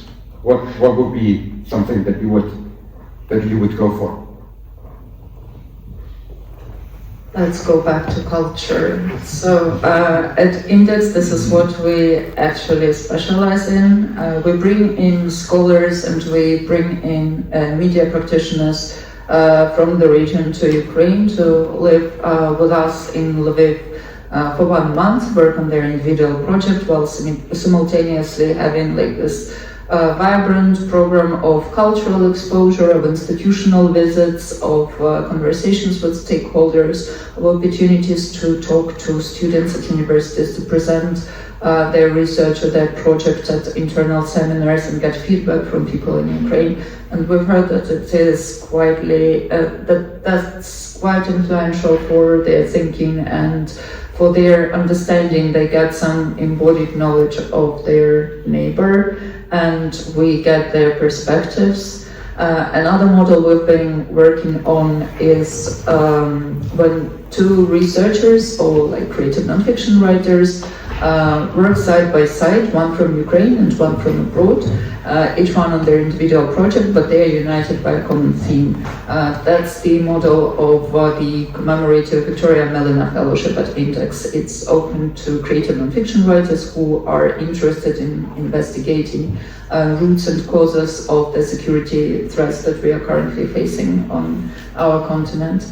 And again, by building these bridges, by like putting these people together in like deep conversation for 3 months, they get some nuanced knowledge of each other's cultural geography, and I believe that these kind of projects to help us see, hear each other better. Mm-hmm. Thank you.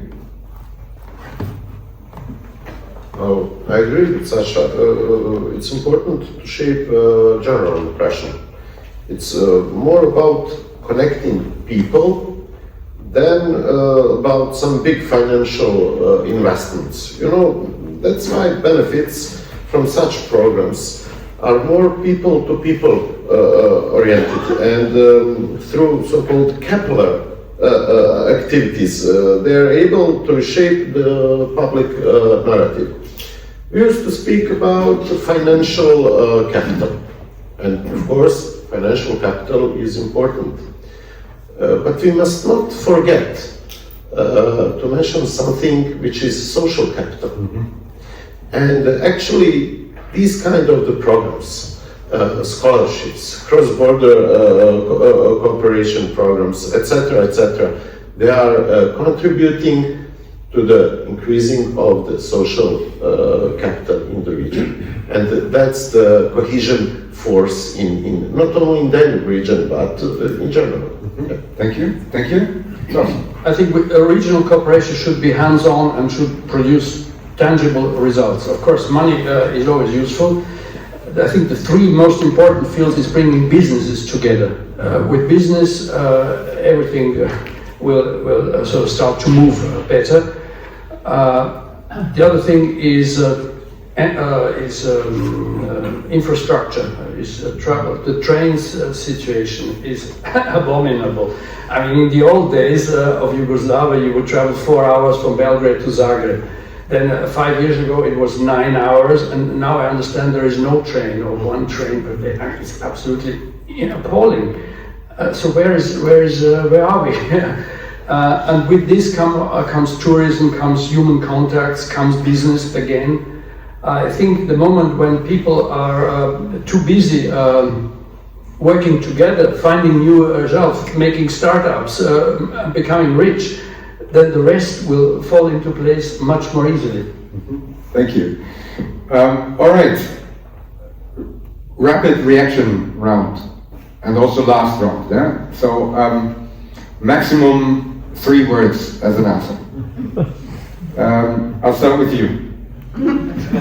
If you had to identify one narrative that needs to change immediately, either in Brussels or in candidate countries, what would it be? Looking always back and go for the future, and think that we are in the middle of the world that is moving. So nostalgia. Don't sleep. Wake up, Europe. Get united. 35 words. 35. Like, keep calm, please. So can you go lower? Not higher than 3, but lower than 35 or something. Is it possible? Well, enlargement process is not only a bureaucratic or technical process. It's, first of all, political process with geostrategic interests of all European continent. And that's it. 37. Okay. Sasha, take it home. To wake up Europe. Thank you very much. Yeah. See, there you go. That was 3 words. Yeah, absolutely.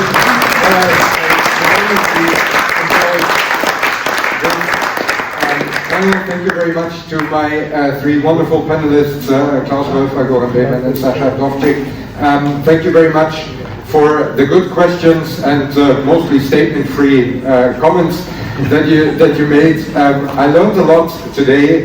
There was also a lot of fun, but this is not the end. A couple of things that I still need to mention before I let you out of this room. First and foremost, of course, again, a big thank you to the IDM team who helped making this possible.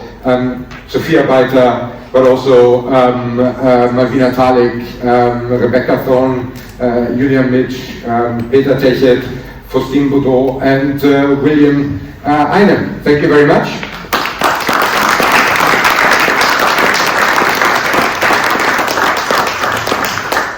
Then, of course, a huge thank you to our host. Wonderful possibility to be in this beautiful environment. Thank you for the technical support. And, of course, also the possibility to get direct input from the Commission. Thank you very much. here, of course, Mr. Lewis, Mr. Kühnel, but also Ms. Moser, who is somewhere. Yeah, thank you very much.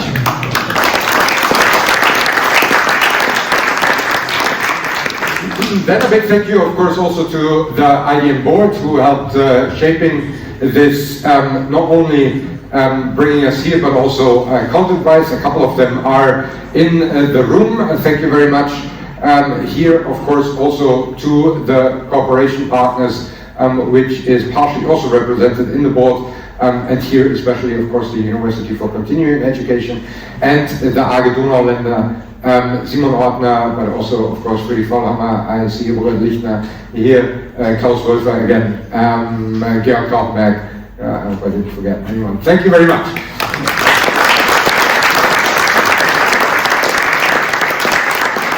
If you like this, subscribe to our newsletter, go to our website, idm.at, consider becoming a member, support the work that we are doing. Follow our activities on social media at IDM Vienna, and of course come to the seminar room at Hahngasse 6 to look at our exhibition, but also attend our events one more time tomorrow, 4 o'clock. Will also be live streamed. We'll link it when we have uploaded the video here. And then, last but not least, we gladly invite you outside to a reception. There will be food, there will be drinks, and I can see someone very eager to clap, so I will say, see you next year, 3rd December, how say you, 2026.